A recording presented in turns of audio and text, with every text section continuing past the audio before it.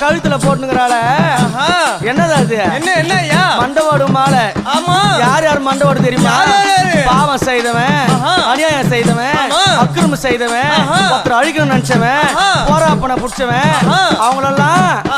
சிரமரத்து மாலை இட்டாளாம் அந்த மலையனூரா புங்கவனத்தா பொங்குடரச்சு அங்காளம்மா மையன காளி எங்கம்மா மண்டவோடு கைப்பிடித்தாளா